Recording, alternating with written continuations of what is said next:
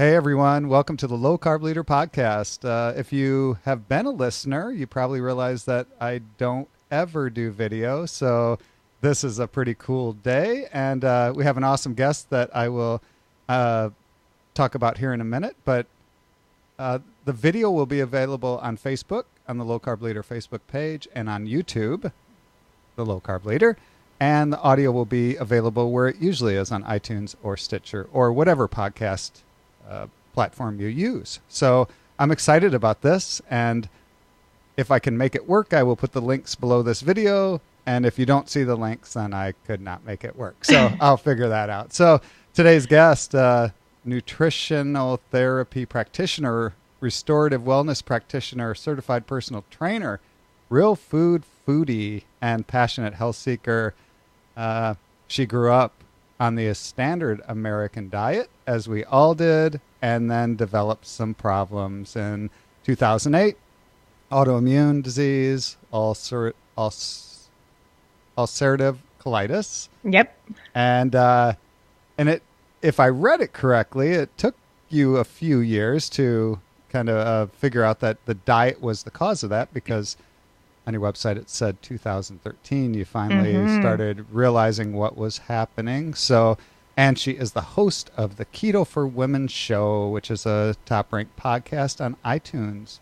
So welcome to the show, Shawn Mynar. Thank you so much for having me. I'm excited to be here, and I'm excited to be the first person on video. This is awesome. It's great. I hope it records. Me too. That would be nice. So Shawn, we'll see. Yeah, this is awesome. So you are in Boulder, Colorado? I am. Right. Yes, I'm in Boulder, Colorado, although my business is all over the world, helping women basically with a ketogenic diet all across the globe. So it's a fun world to be in. Yeah, that's awesome. I love keto, and this is kind of the second keto interview in October. We had keto and cancer last time, and then oh, nice. And then hopefully we'll have another one. I have struggled with scheduling Dominic D'Agostino. I've scheduled him several times. He's a busy guy, and so hopefully that will be a great interview, though. Get him on the show. Yeah. So Shawn, tell us your story. Go back to the very beginning and walk us through how you became a keto fan. Yes. Okay. So like you mentioned in the intro, I grew up eating pretty much whatever I wanted, but within that, always being on a diet. I was someone who was a constant dieter. And I think now, back to that, the stress of all of that eventually led me to develop an autoimmune disease. And at the time, I was fine just doing what my doctor said, taking all these pills, seeing if it would go into remission, not worrying about my diet at all, and just kind of going with it. And then just kind of eventually that didn't work for me anymore. Like that just wasn't the solution that I was looking for. I didn't want to be on all of these pills for the rest of my life, just waiting to see if it would work or not. Like I just knew there had to be a better way. And so that's when I started doing some research. I turned to Dr. Google and found the paleo diet. Long story short, which, promotes real food, taking out the grains, taking out the sugar, all that stuff, and basically started that the very next day. And I had amazing results. I had really good results. I was able to get off some of the medication for the most part. I still had times that I wasn't in total remission, and but felt a lot better, had a lot more energy, and just felt really good. However, then slowly but surely that stopped working. And it was more so I was just getting these very random symptoms that didn't make any sense to me, like extreme fatigue, memory loss, brain fog, joint pain, very random, very significant weight gain over a short period of time, and just all these symptoms that didn't add up specifically for how well I was eating, how active I am, and I was confused. I was at a loss. So a lot of digging took place then. And that's when again, very long story short, I came across the fact that I was dealing with toxic mold exposure, and that was causing what is known as biotoxin illness in the body and chronic inflammatory response syndrome, to where your body just totally inflames because it doesn't know how to detoxify from these environmental toxins. And it was causing all kinds of these symptoms. It's very inflammatory for your brain.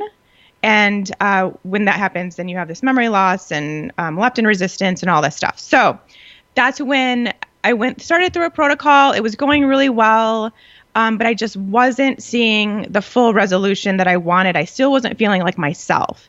And that's when, I mean, at this point, I had already been a nutritionist for about 2 years. I basically became a nutritionist after I went paleo and realized how awesome it was. That spurred me to this career. But so I knew enough about nutrition to know that my next step would probably be the ketogenic diet. That was kind of like my last resort. Like, would this work?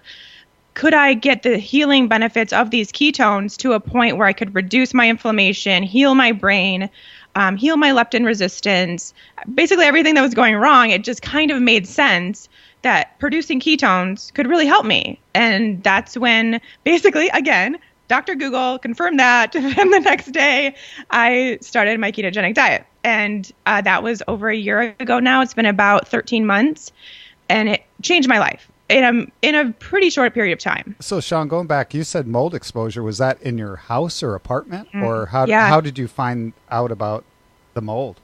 Yeah, so there was actually a couple different instances because it just kept following me. But yes, it originally started, Boulder, Colorado had a significant flood in 2013. I think it was 2013, maybe 2014. And I was in a home that flooded.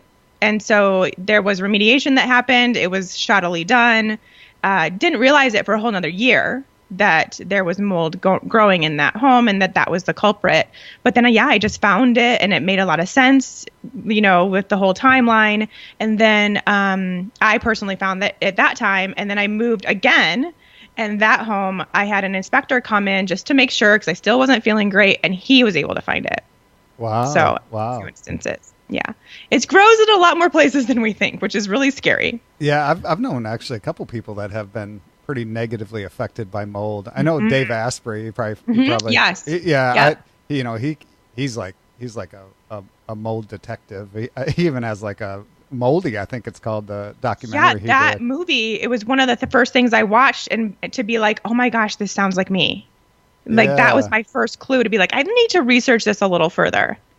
So once you took care of the mold issue, did your symptoms start disappearing, or did you have to go keto to kind of get your, I'm going to call it UC, under check? Yeah. So as far as the ulcerative colitis, so in that time as well of going through all this random health stuff, I also developed Hashimoto's, which is another autoimmune disease. So I now had 2 autoimmune diseases to work with. And basically, as I got out of the mold and started to detoxify from that, which is a very specific protocol, it's called the Shoemaker protocol, if anybody's interested. It's a very specific protocol that you have to go through to basically allow your body to heal from that. Like, you can't just leave and then you're fine. You have to do a lot of work. So that really helped me. And I got those autoimmune diseases into remission through that protocol, but it just wasn't enough. Like, I was feeling better, but I wasn't feeling like myself, which is 2 different things. Right. I naturally have a lot of energy and I wasn't there yet. I think, don't worry, we'll get to keto in a minute, but I think, I think when people hear about like mold exposure and detoxification, I think, I don't know if it's a majority of people, but a lot of people will say, oh, that's kind of hokey stuff. And I've always been one of those where, detox or whatever, people do the detox protocols and all that. But, the more I read about it, because I had an infrared sauna and I try to do that like daily. And I read that there's so much environmental bad exposure now that, there's research about babies being born with all these toxins in their bodies. And I read that it could take up to 2 years or more of every day in the sauna to get some of these heavy metals out. And I'm sure mold is everywhere. And so my point in saying all this is this is a real thing. This isn't something that you just hear about and you're like, whatever, the detox and heavy metals and all that. It's a real issue now in the environment we live in, right? Yeah, it is a real issue. I think it's becoming more prominent, even just, the toxins and the chemicals and stuff in our food, right? Like, that's just becoming harder to find. although I think we're getting more awareness around that now. But as far as the environmental stuff goes, and it's specifically with mold or Lyme-carrying ticks is another one that is, we're kind of in the same class of these biotoxin illnesses. There's actually 25% of the population that has the gene that does not allow them to actually detoxify from it properly. So, in 75% of the people, you get exposed to mold, you leave, and your body eventually rids itself of it. And then in 25%, that doesn't happen. And that's when this inflammatory response happens. So, yeah, I mean, it's people like my friends and family, and they don't quite understand what I went through or what is happening. They're like, oh, you just have this mold allergy. And it's like, no, that's not the same thing. But it's very common to not quite understand it. But then the amount of people that I talk to that are having all of these random health issues that they cannot heal, my thought is, what's your environment? Right. That's exactly how I think too. So keto for women. So your show is about women. So let's start with the obvious. What's the difference between men and women? Yes. Right. Well, it sums up to one word, and that is hormones, which I'm sure you can guess. I thought that would be better if you said that, not me. Yeah. Yeah, good idea. Yes. So it is actually, I just honestly found this out going through my own journey with it. And keto is such an awesome tool for us to use for our health. But in women, it can also be kind of detrimental if you don't take it on the right way. So a lot of women will go from doing one thing one day, and then the next day they're eating 0 carbs and excuse me, and really cutting down their calories, and it can really cause some stress on your body to do it that way. And so when we have stress, especially as women, although men see this too, but especially as women, our hormones just freak out. They just do. Any chance that our hormones can get to go out of balance, it will happen. And stress is the culprit for most of the reasons why that would happen. So I just kind of found this out myself, and then working with clients one-on-one and getting them into ketosis and just seeing this difference that needs to happen between men and women in order for the women to get the same benefits that their husband or friend or whatever is getting, but in a different way. We need to tweak it a little bit. So what are some of the common, they're not really problems, but issues that people have when they want to become ketogenic? What I see is that, they'll be all gung-ho and they'll be like, okay, I'm going to go get my avocados and my macadamia nuts and my bacon. And I got an issue with that too. I don't, there's the ketogenic people that are like, I just eat bacon all day. And I think you need a healthy balance. I think you need your greens and your vegetables. Definitely. And eating bacon all day. I'm sure you're ketogenic, but I don't know if it's the. But is it a health promoting state? Yeah. So when people start, do you see that they'll be too gung-ho at the beginning and then they fall off, or what's the typical type of problems you see when people start this? Well, there's a lot of them, but I would say the biggest ones, and that is definitely one where they are very gung-ho right away, and there's so much information. It's almost information overload right now in the ketogenic community, and there's a lot of rules and weird restrictions and things that just don't make sense, and there's conflicting information, and it's very confusing. And so a lot of women will take all those rules and apply it all immediately and not consider what is working for them, what their body needs, how they're actually feeling, and what modifications they should make. So there's not a whole lot of intuitiveness, I find, for a lot of people in ketogenic diets, but there should be, because there's a lot of room to find out what works for you. And that's something I'm really big on. I also find that for women, or really just in general, although I don't think it's as pronounced in men, you think you're doing the ketogenic diet, but you're actually not. And so you're really super restricting your carbs down to pretty much nothing, but you haven't increased your fat. Right. And so then you're just on this super low food diet. Your body does not like that. Trust me, I've seen it time and time again. Your body does not like that. And then you don't feel good. You start missing your cycles. Things start happening and you think, oh, keto doesn't work. Keto is not good. Right. but you weren't actually there, Right. you know? Exactly. Yeah. When I first started, fat. We've been told for so long that fat is so bad for you, and it was years ago. And my son was like, "You should try this low carb thing," and he kept on saying, "You have to eat. You should really go to 70-30 beef or 80-20 ground beef." And I'm like, "No, I need lean." And so what I did, I think a lot of people do this.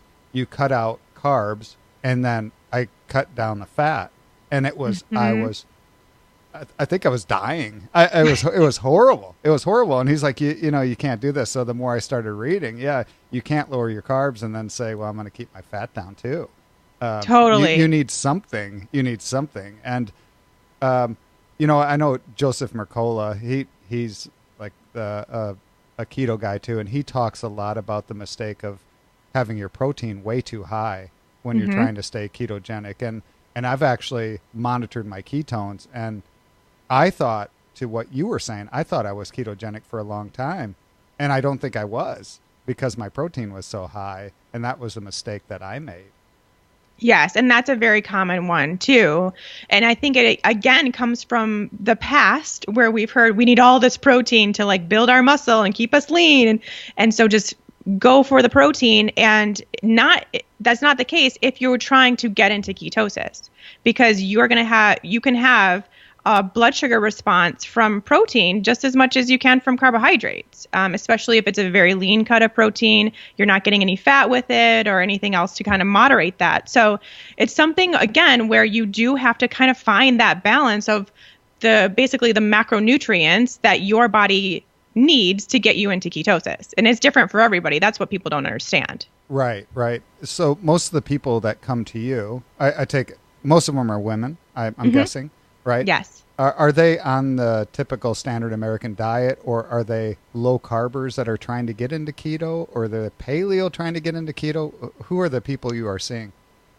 Most of them are probably paleo trying to get into keto, I would say, or low carb trying to get into keto. Both of those are pretty prominent. And that's kind of the situation where you don't understand how much fat you need to actually produce ketones. Like we need those fatty acids to produce the ketones in our body. So there's a purpose to that, right? So, and not to mention when you need enough food, and obviously fat is very nutrient dense if you're getting good high quality fats, which I is the only thing I promote to do.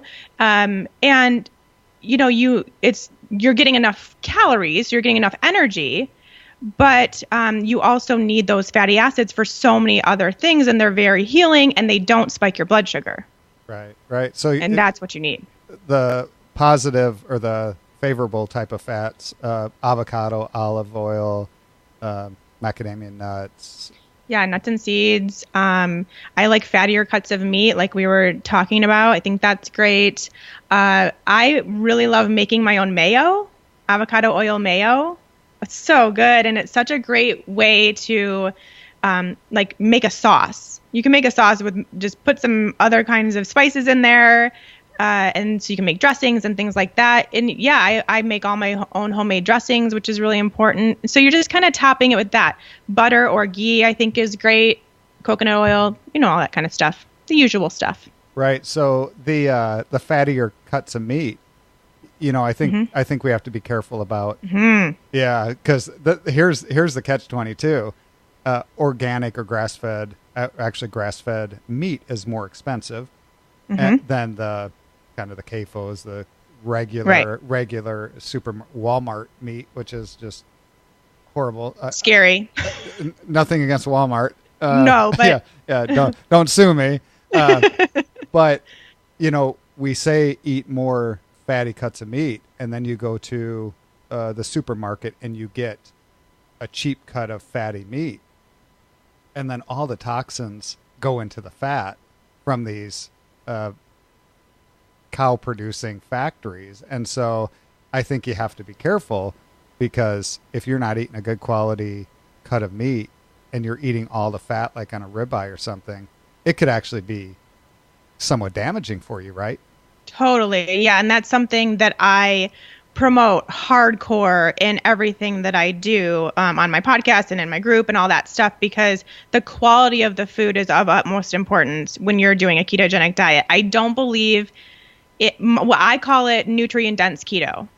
Like there has to be that. And like you mentioned, even making sure you're having veggies. I'm on a high veggie keto diet. I think that's really important too. And it should be organic. And like you said, with the meats, I only recommend organic, grass-fed, grass-finished beef for sure, because then the difference is, and yes, it is more expensive, but if you're thinking about, think about buying a multivitamin, you could be getting that just in your food. You could be getting those nutrients and saving your money on that multivitamin if you actually get these really high quality meats, because then that fat goes from toxic and super inflammatory to very rich in omega-3s, very anti-inflammatory, and really good for us. Right, and the same with olive oil. It's totally. I just read an article that said it can be supplemented with all these non-olive oils, and if it says it's from Italy, there's some catch that it just has to be like shipped through the country or something. It doesn't even need to be from the country. So, and I wish I had the link. I can put the link in the show notes, but there's a olive oil website that kind of says. Mm-hmm. These have been tested to be real olive oil, and olive oil is great for you as long as you're eating high quality olive oil. If you're eating a bunch of olive oil that's cut with cheaper stuff, then you're counterproductive. You're not doing what you think you're doing. Yeah. I think a lot about that. Yeah, making sure the majority of those oils on the shelves too aren't of good quality. Like you have to be super picky, and yes, it is most likely gonna be the most expensive one, but there's a reason for that. And I think you can also, again, it's kind of worth it to spend a little bit more because the taste is so much better, the texture is so much better. Like you really are, it really does make a difference. And that not only is the quality so much better, but even if you're not super concerned about that, the taste is so much better. Yeah, I saw a big difference. There's on the olive oil, there's one brand out of Whole Foods that made the list, and it's like $7 a bottle, but it tastes so good. And mm-hmm. I think for the Trader Joe people that are out there, there's like 3 brands, so it's not going to cost you like $50 a bottle. There are some better brands that are lower cost, but yeah. So the takeaway here is, you can't just go ketogenic and eat a bunch of subpar type of foods, because it is not going to result in reduced inflammation and more energy, and it's going to probably make you feel just as bad as you did, I'm guessing. Yeah, and I mean, like short term, I know a lot of people in the keto community, the reason why they turn to it is for weight loss. So short term, you may see like, oh, I'm eating bacon and cheese and meat all day, and look, I'm down 20 pounds. But I promote keto for health, not really for weight loss. That might come as you get healthy, but I am interested in the health benefits of it. And so long term, continuing to eat that way, you're probably not going to see these like blood markers change as much as you want to see if you don't start thinking about the quality. And that's why the veggies are such an important piece to that, even for your gut health. Reducing your inflammation, reducing your cholesterol. Like you have to have that fiber and those vegetables and just those micronutrients too. Yeah, definitely. Yeah, that's very interesting. So, what is the biggest problem? So, like, I would hear somebody say, "Oh, I'd love to go low carb or keto, but I can't give up my bread." What is your? I'm sure you have heard that. What is your answer to? I just can't do it. I just can't change my lifestyle that way. I actually have a client who said that to me not even 2 weeks ago, and it was a battle. It took a couple weeks for her to get her head wrapped around it. And, my advice is to just try it. Just try it. Give yourself, make a little bit of a commitment to give it 4 to 6 weeks. Maybe that would be enough for you to see a change. it might be more like 2 months that you might need to commit, but just say you're just going to do it. You're just going to try it. You're going to find new things that you do love, that you can eat as much of it as you want. Maybe you love eggs and you can have some eggs, which you thought were bad previously or something. So, and just see what happens, because the only way that you're going to know if it's something that works for you or not is if you see how your body responds to it. You will, if you're used to eating bread, you will more than likely feel amazing. And then you will understand like those, that's why it's like, I don't even really have to do a whole lot of coaching, because it speaks for itself. Right. Right. Like give yourself that time and you're going to notice, oh my gosh, I'm sleeping so much better. My fatigue in the middle of the day is gone.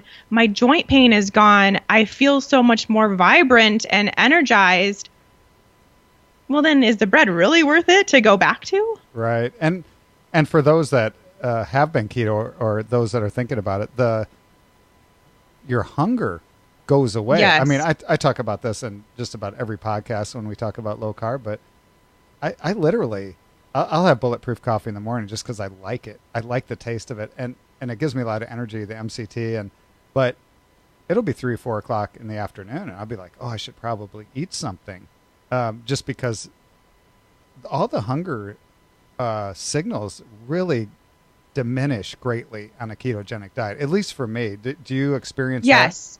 Yes, absolutely. And the cravings. And so the same client, I just talked to her yesterday, and she was very proud of herself because on Mondays some day this week, they had a huge spread of all these baked goods, which they do at work. And she, not only did she say no, but she just didn't have any interest in it. That's awesome. Like it's just not worth it. And even if you have a bite and you realize like really, truly your taste buds change, and it just becomes so sweet. It's almost too sweet to even be enjoyable if you're having these like traditional sugary things that you're not used to. So that makes it worth it too. Yeah. So when you put somebody on keto, it may be individual specific, I'm sure, but do you typically recommend staying on keto long-term or cycling on and off? I think it really depends. I'm all for the keto lifestyle. That's what I promote. And so that means that you might go on vacation like I did last week and have some wine and some chocolate and not stay in ketosis. And it's fine. My life didn't change. Everything's fine. I still felt great. I got back into ketosis when I came home. Life's good. So I think if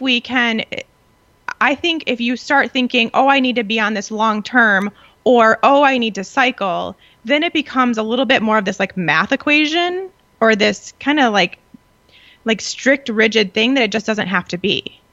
Right. I think that if you know how you feel when you eat a certain way, like, okay, when I eat this much fat, this much protein, and this much carbohydrate throughout one day, I feel really good. And so majority of the time, I'm probably going to do that because I want to feel good majority of the time. But then if there's certain times where you go out to dinner with friends and there's sweet potato fries or I don't know, something, and you eat them, so be it. You know, that's great.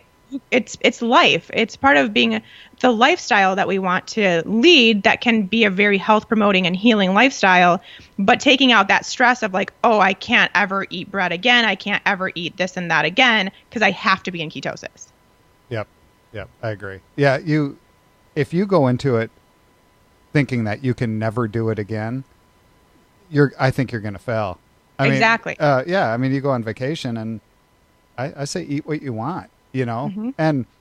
But after you've been ketogenic or low carb for a long time, you won't typically go on binges. Exactly. I mean, you'll see the food, and like what I'll do is I do more of sampling. I'll try something and I'll be like, oh, that's good, but I won't eat a loaf of bread. I might eat a piece when I'm on vacation or whatever. But I have no desire to gorge myself on all this stuff. I like a little pasta and a little bread. I think, like you said, your tastes change, and now I've been on it for a long time too, and now you're like, oh, I don't know if I want to eat that. You know what I mean? Yeah. Like, well, it's just not. Yeah. Like, does the slight flavor, something you haven't had in a while, match how you're going to feel afterwards? Like, if I have a piece of bread, I'm probably going to feel like bloated and tired and not all that great. So is it really worth it? Probably not. And you just haven't had it in so long that I personally, I have no interest in eating bread. And then, for instance, when I was on vacation, they had this amazing chocolate, like factory chocolate place there, and their darkest was 70%. And I had like a little truffle, and it was like, man, this is sweet. So again, it's not like, okay, I'm going to buy all the chocolates and eat all of them in one day, like a binge type situation. It's like, okay, that was great, but that was a little sweet for me. I don't know if I need to continue doing that. It was a good treat, and that's it. Yeah. I'm sure some listeners or viewers right now are saying, like, what do you mean 70%? Which is funny, because I was going to bring up that point of most of the chocolate I eat now, and it's very small portions, is 85%, or 80% dark chocolate. But when there is a 70%, it's kind of like, oh man, that's cheating. And I couldn't imagine eating a Snickers.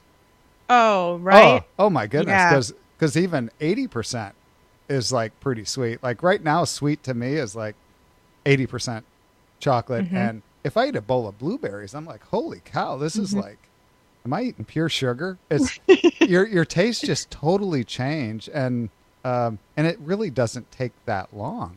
Right. Right. It's very quick. And that's kind of one of the things specifically for women that I think is so great, is because so many of us deal with like binge tendencies, especially around our cycles. And, just a lot of women don't feel like they have any control around their emotions around food. And there's a lot of that going on in all communities. But then in keto, you have the ability to take that away and to finally feel like, I tell people this all the time, for the first time in my life, like I mentioned, I'd been kind of a chronic dieter pretty much my whole life. But for the first time ever, when I went keto, I felt totally in control of my appetite and my cravings and everything. So I could actually be intuitive for the first time ever and just eat when I was hungry and stop when I was satisfied, not have these binges and not feel like I was missing out on anything and not feel like I was dieting. Which I think is so important. You mentioned the menstrual cycle. Does ketogenic diet help regulate around before and after? Have you found that with your clients? Because, I was married at one point, and there's difficult times during the month, right? And yes. I'm wishing she would have been on a ketogenic diet. but anyway, so have you, because I know that's a really hard time for women around that. So have you found that that's been pretty helpful?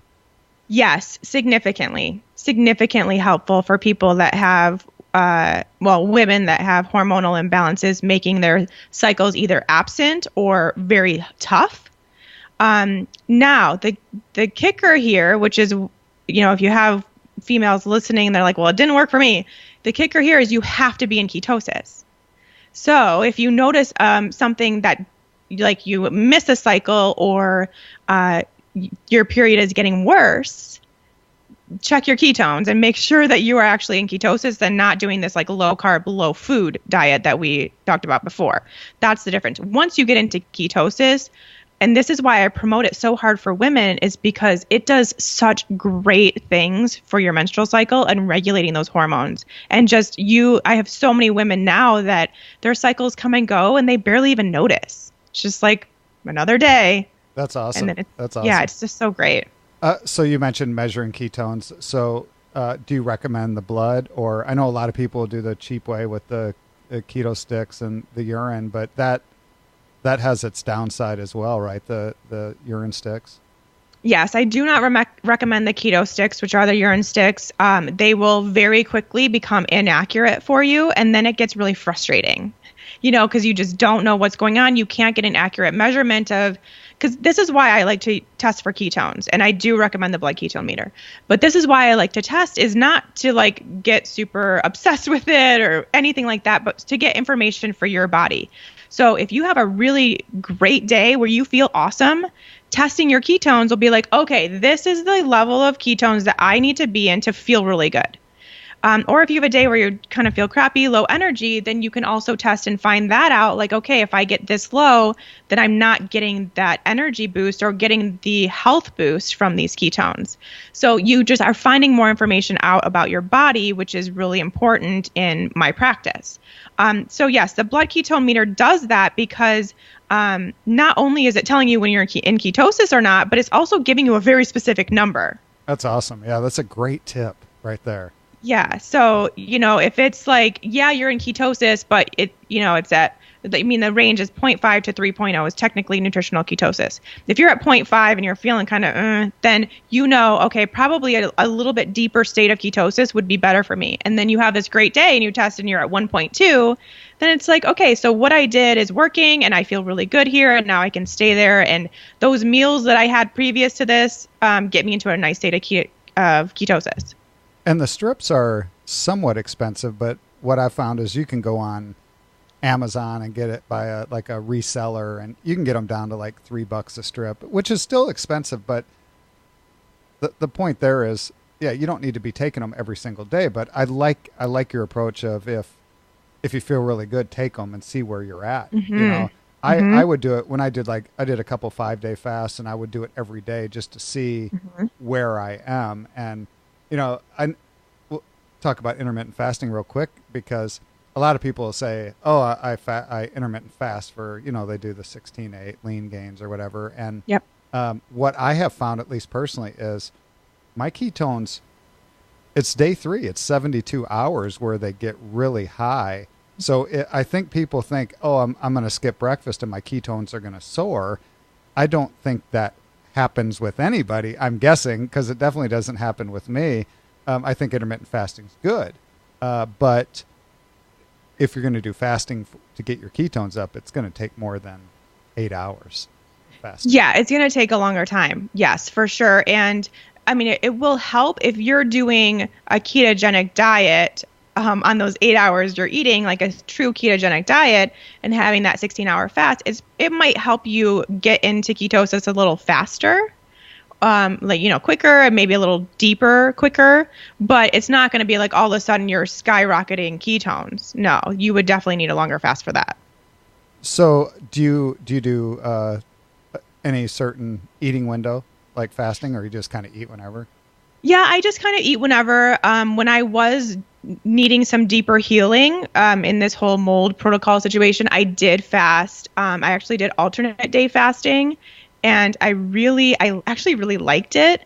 My body, I had certain things that it did wonders for, specifically my inflammatory markers, my immune system. I felt really good in that regard, but it was a little stressful on my body, which I kind of found out in the middle of it. So now I just kind of eat whenever. I do prefer to work out fasted. So I work out in the morning. So I probably have about a 16-8 window just naturally because I enjoy working out fasted. But as far as intermittent fasting for women, I also think that is another tool basically in the toolbox that you can use to optimize your health. And, we both agree that it has a ton of health benefits. But like I mentioned, for me, it also was a stressor. So you have to make sure that you are really listening to your body, really looking for any signs that maybe it's not the right time for you, or maybe you need to shorten your fasting window or, spread it out a little bit.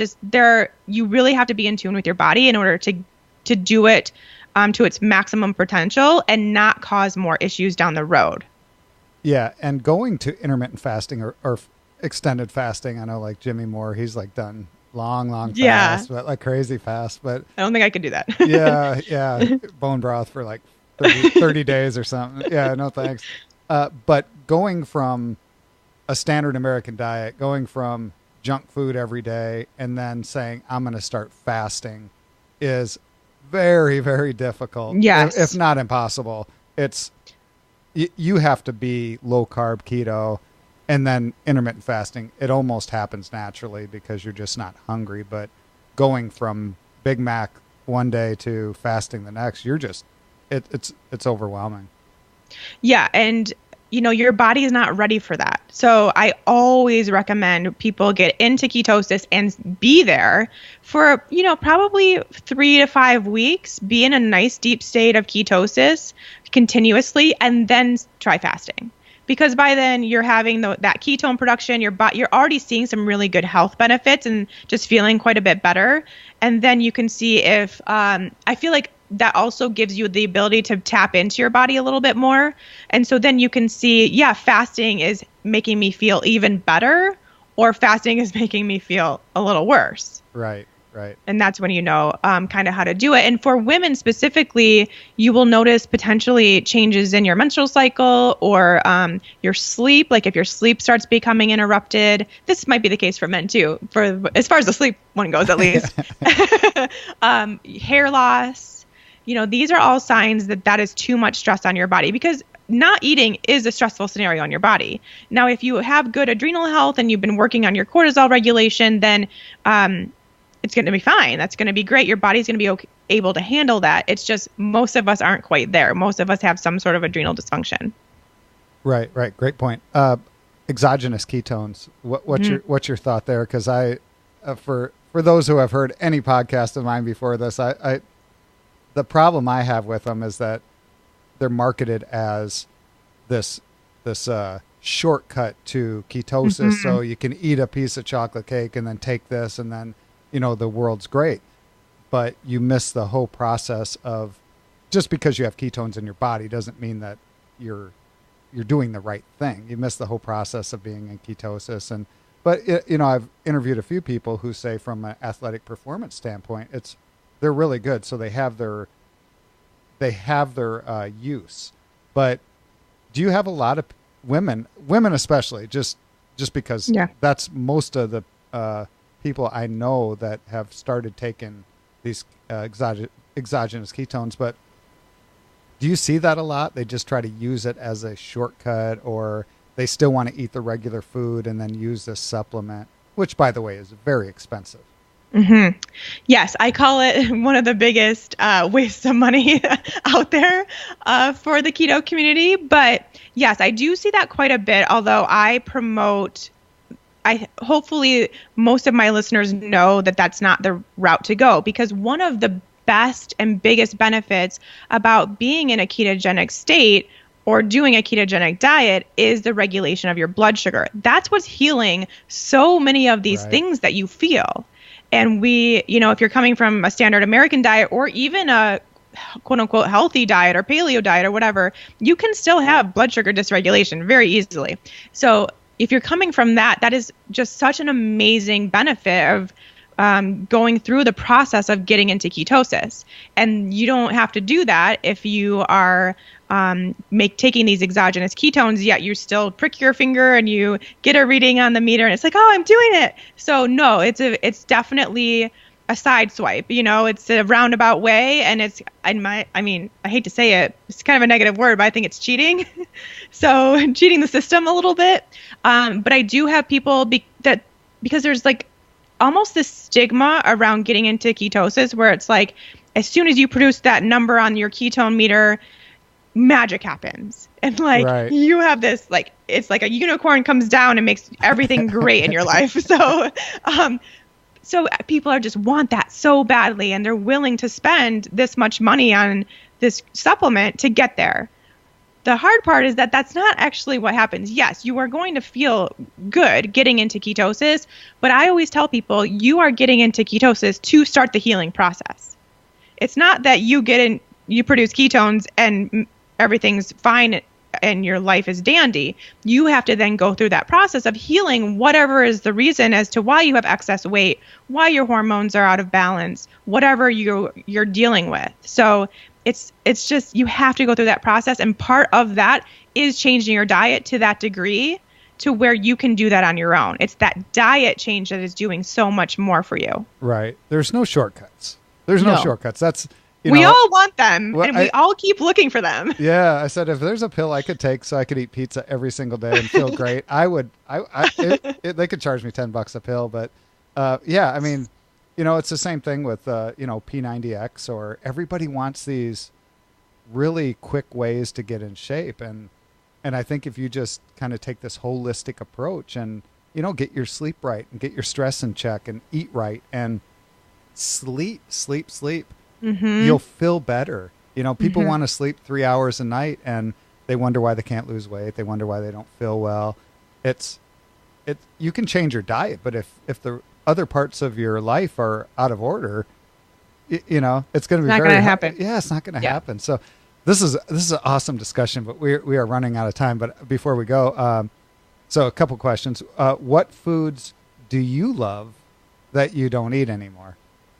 Ooh, I would say, even though we had this talk about sweet tooth changing and all that, I'm thinking chocolate might be on that list. Yes, although I do still eat it. Although, like, I'm now actually up to 100% dark chocolate, and I can actually eat that, which is better.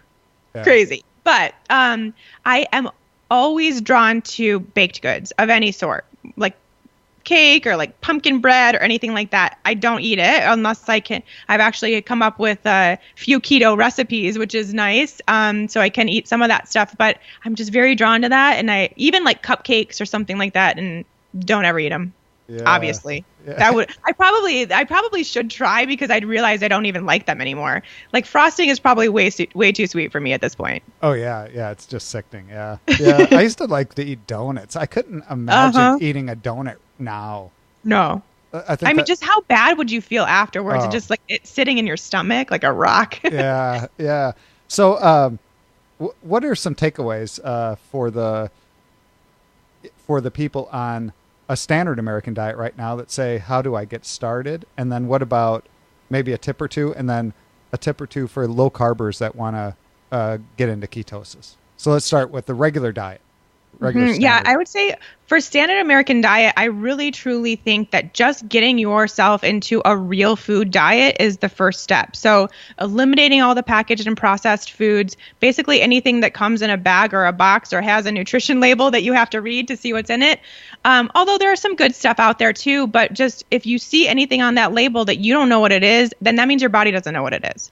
So I think that really is the first step because once you do that, you realize that the processed and packaged foods that you're eating, even if it's something like yogurt or whatever, is really causing you to be in this really high carb diet. So you take that stuff out and you're automatically getting into this more low carb approach. And then from there, so I would say do that for a month or two at least, and then you can look more into the ketogenic type approach, which is basically taking that and significantly increasing your fat intake. So finding all these really good fats that we talked about, adding those into your every single meal, and then more focusing on getting your carbohydrates from vegetables, and maybe some nuts and seeds and avocado and things like that. So that's kind of the step. But I think standard American, let's just clean up the diet first. Right. Great point.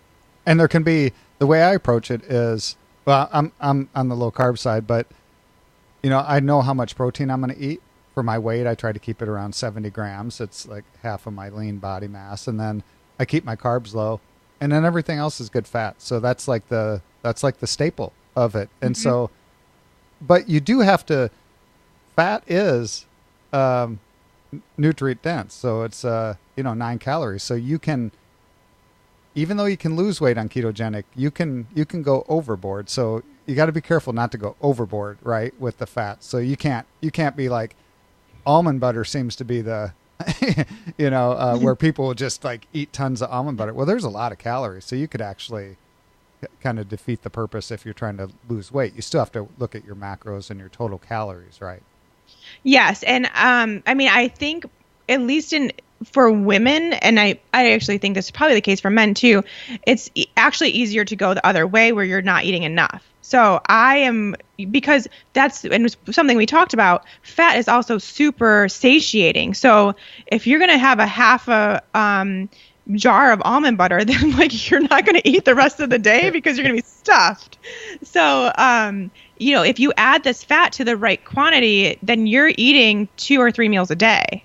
And they're very balanced and whatever. And you end up eating probably about right where you should be as far as the amount of energy or calories without really trying. What usually ends up happening is people do this whole approach, and like I said, they don't increase their fats enough. Right. And that's when we just become too low calorie, because they're like, yeah, I still have to only eat 1 tablespoon of oil at each meal. And that's not enough. Especially if you're taking out all those carbs and that protein too. And especially if you're eating a lot of vegetables, they fill me up. You know, Yes, exactly. yeah. So, Exactly. so a low carber that wants to get into keto, what would be the first step? Really the only, well, I guess there are a few steps, but the biggest step is to really take a hard look at how much fat you're eating and probably double it. Like just based on what I've seen, I tend to tell people going from low carb or paleo or whatever to make sure they're having at least 3 servings of fat at each meal at minimum. And maybe even you have a snack in there that's also fat based too. So that's kind of a good staple. And just assuming, I mean, I don't like to really get into like measuring foods or anything like that, but like a tablespoon of oil is going to be 1 serving. So having at least 3 servings of fat to get started at each meal while keeping your carbs low. And then, of course, you have to find that protein intake that's right for you, which is a little different for everybody. But it's probably going to be, if you're someone that's coming from this more paleo template, it's probably going to be something less than you're used to eating. And all that means, it doesn't mean that you have to like skip a protein source at a meal or anything. It just means lowering, making that your actual serving smaller. So just make your burgers a little smaller. Right, right. What's your take on fruit? I mean, I think that fruit, I hate to demonize anything because fruit's obviously a great source of nutrients. I think that people rely on it a little bit too much. So I have no problem, even with ketogenic diet, of you having some berries or something like that occasionally if it works and it keeps you in ketosis and you feel really good. But it's more so, are you eating a little bit too much? Are you relying on that too much for your carbohydrate source when you could get it from vegetables instead? Yeah, I try to just think seasonally, when, when we were paleo people a long time ago, fruit wasn't available all the time like it is now. So, I try to think like what would be available. That's why like I live in St. Louis and we got this killer farmers market, and that kind of tells you what's in season. That's what I like. So if you try to eat seasonally, that will keep your fruit in check. That's kind of how I think about it, because I don't know, in the Midwest we don't have banana trees and we don't have mango trees, and some of that stuff is pretty high sugar. If you're eating mangoes, and I don't even know, because all I ever eat are like blueberries. I'll eat some berries, but like some of that fruit has ton of sugar, figs and stuff like that. That stuff probably should be avoided. Yeah, the dried fruit is a different story because it's very packed with sugar. And again, if you are going through this ketogenic phase and you get into it, then your taste for these really high sugar fruits is going to change anyways, and you're not going to want it. Like blueberries, strawberries, raspberries, those are going to be plenty as far as, craving, getting that sweet tooth craving out of the way. Yeah, they're very, very sweet. So we are out of time. So Shawn, before we go though, tell us about your killer podcast that you have going on, Keto for Women show, and all the other resources and how somebody can get a hold of you. Yeah, sure. So yes, the Keto for Women show, it's out there anywhere you listen to podcasts. It's all over. And it's really just me. Most of the time, it's just me answering questions about the ketogenic diet that I've had submitted from my listeners. So that's really fun, and I love doing it. I also have the Fat Burning Female Project. It's coming up. I do it about once every other month, and it's a 6-week course that takes women into a ketogenic state from wherever they are now safely and effectively. So we make sure to kind of avoid all those triggers that could make it a stressful scenario. So that's really fun. I have that too. And then I have my website, just ShawnMynar.com, where I share recipes and just stuff about me, just my life. And then I'm on Instagram. I do quite a bit on Instagram, especially on Instagram stories, if you want to see like my day-to-day life. And that's at Shawn Mynar Health, Instagram and Facebook. Oh, that's awesome. All right. Well, the audio and video sync on you has went apart. So just like the last 20 seconds. So people watching are probably like, what in the world? So I'll put everything in the show notes, but thank you so much for being here. This has been an awesome audio and video podcast. And love it. Yeah. And you have set history here. You are the first video podcast. Yeah. So, well, I hope it works. Yeah. Well, I hope I hit the right the right button. So, Shawn, thank you so much for being on the show today. I appreciate it. Yeah, thank you for having me. It was a great conversation. Yeah, thank you. Thank you.